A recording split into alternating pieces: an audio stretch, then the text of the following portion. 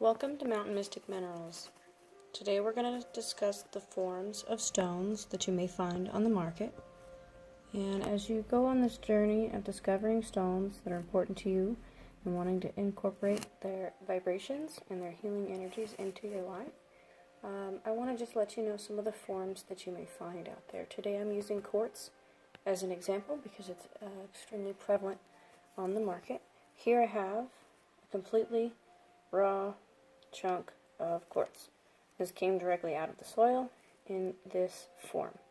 So if it were to be cut and polished, it could take forms like this, which this has been polished to show you the inclusions and the rainbows within it.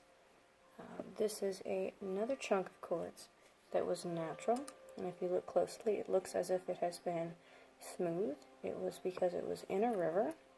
Deep within it, there are some sparkles, which might be some points that are deep down in it.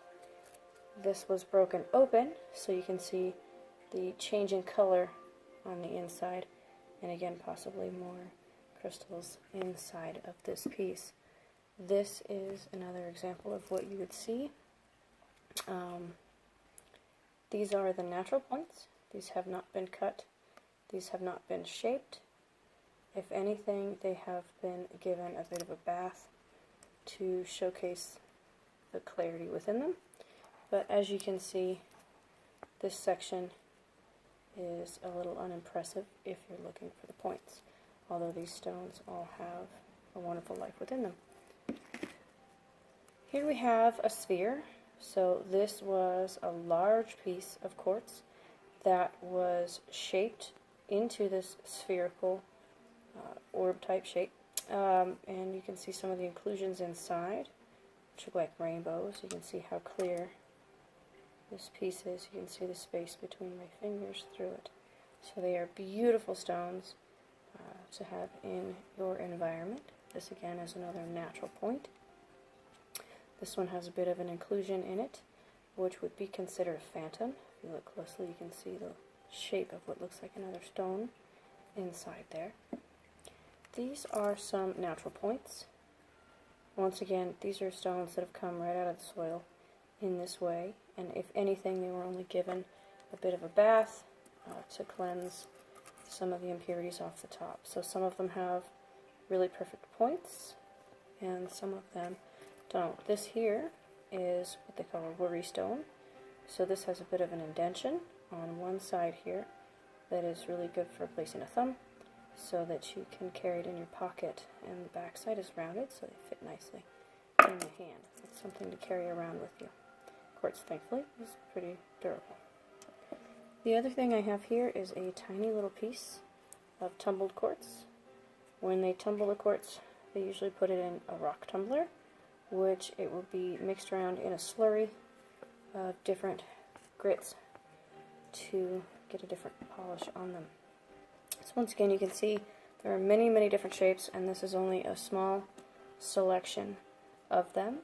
If you were to need to cleanse your stones, one of the best ways to do that is with white sage. White sage is traditionally used by the Native Americans. It usually comes in these wands that have been wrapped. Here I have just a single leaf. By just lighting the tip of it and getting a little bit of that smoke to fill the air in the area around these stones, it helps to cleanse the energy and allow for any blockages to be removed. These stones are extremely powerful allies to have within your home. You can use them by just placing them about in your space so that their vibrations fill the area that you're in. You can also carry small pieces like so around with you. Many companies and different metaphysical shops have wonderful stone jewelry that you can wear on your body. All of these things are ways to incorporate them into our lives. Beautiful points like this are really great for meditation.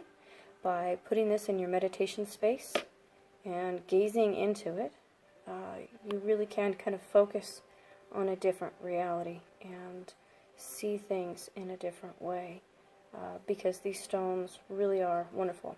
There are a lot of different notes that we can make about quartz. The faces that we have here, all of these, the way they join together are significant, and like I said, the inclusions in some of these stones can be just as significant as well. So I recommend sage for cleansing. I also use moonlight myself to cleanse my stones. I have used water before. Most quartz is stable enough for a cleansing of water, but you don't douse it or sit it in a bowl to soak. Just a simple rinse out of a watering can or anything else that would allow just a little bit of water to glide over the top, and then I let them sit in the moonlight. But there are a lot of stones that are unstable in water, so as you get more familiar, you can learn which ones those are, and I hope this helps bring a little bit of information, and hopefully you are inspired to bring some stone energies into your life. So stay tuned for more videos on the properties of individual stones and the benefits that they can have in our lives. Thank you. Be well.